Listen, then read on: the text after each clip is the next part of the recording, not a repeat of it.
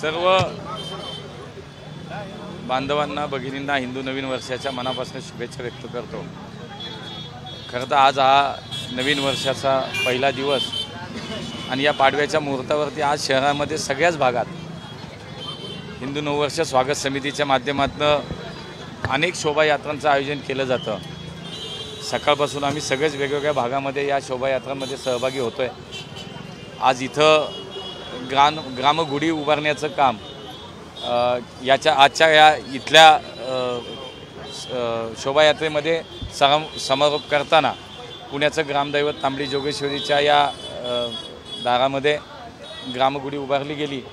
आणि खरं तर हाच संकल्प सगळ्यांनी आपण केला पाहिजे की या समस्त देशामध्ये समाजामध्ये आज आमची जी संस्कृती, आमच्या परंपरा, आमचे जे काही पिढ्यानपिढ्या चालत आलेल्या ज्या काही सण उत्सव आहेत ते अत्यंत गुण्यागोविंदाने आनंदाने आम्ही सगळे एकत्रितपणे साजरे करतो।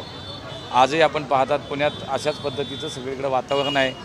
सगळ्या भागामध्ये कुठे गेलं तरी हा सण सर्व मिळून या पुण्याचं आपल्या शहराचं वैशिष्ट्य आहे की कुठलाही सण असेल, उत्सव असेल, या शहरामध्ये सर्वजण वेगवेगळ्या जाती धर्म पंथाचे लोक एकत्र येऊन आपण साजरा करतो।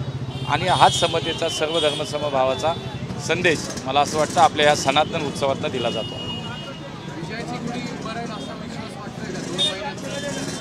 100% आज मी आपल्याला सांगतो की केवळ पुण्यातच नाही तर देशामध्ये सुद्धा विजयाची गुढी उभारली जाईल आणि पुन्हा एकदा या देशाचं भविष्य हे नरेंद्र मोदीजींच्या हातामध्ये भारतवासीय समस्त हिंदुस्थानातील जनतेनं देण्याचा नक्की निश्चय केलेला आहे। त्यामुळे तो विश्वास आहे की विजयाची गुढी पुन्हा एकदा मोदीजींच्या माध्यमातून या देशाचे प्रधानमंत्री म्हणून सगळेजण आपण उभारूया।